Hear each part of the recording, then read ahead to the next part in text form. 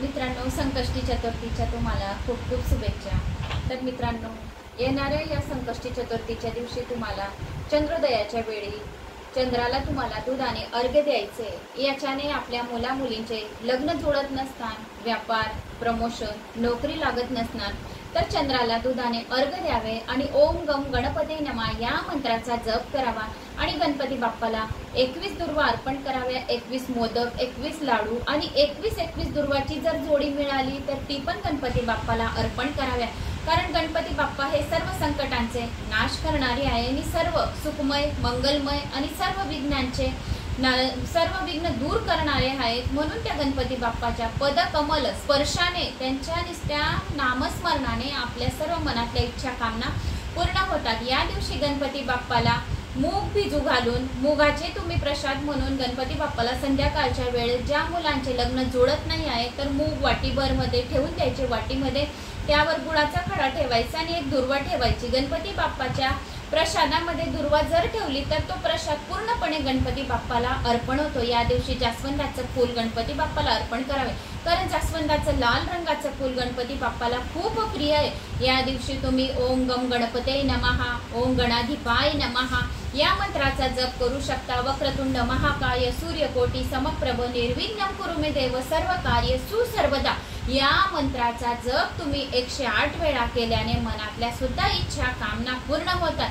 कर्ज असेल जास्त तर कर्ज सुद्धा दूर करण्यासाठी गणपती बाप्पाला विनवणी करून तुम्ही त्यांना गणपतीच्या 21 नावांचे स्मरण अर्चन करून आणि 21 दुर्वा अर्पण करून सुद्धा तुम्ही करू शकता। गणेश सहस्रनामावलीचा जप करावा, अथर्व शीर्षाचं पठण करावं।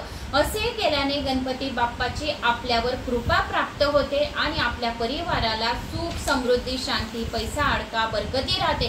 कारण गणपती बाप्पाचे नुसते श्री गणेशाय नमो नमः या मंत्राचा सुद्धा आपण जप केला 108 वेळा तरी गणपती बाप्पा आपल्या मुलांवर प्रसन्न होतात आणि सर्व कामांमध्ये यश येतात। सर्वप्रथम पूजनीय, सर्वप्रथम स्थान गणपती बाप्पाला मानलं गेलेलं आहे। म्हणून केव्हाही कोणतीही पूजा करण्याच्या अगोदर गणपती बाप्पाचं नामस्मरण करावे। गणपती बाप्पाला हळद, कुंकू, तांदूळ आणि फूल अर्पण करून अगोदर त्यांना प्रणाम करावं। आणि जर संकष्टी चतुर्थीच्या दिवशी जर आपण श्रद्धाने मनाने जर त्यांची आराधना केली तर बाप्पा आपल्या मनातल्या इच्छा कामना लवकरात लवकर पूर्ण करतात। अथर्व शीर्षाचं 11 वेळा पठण तरी करावं, कारण की तुमच्या मुलांच्या इच्छा पूर्ण करण्यासाठी हा उपाय अगदी रामबाण आहे।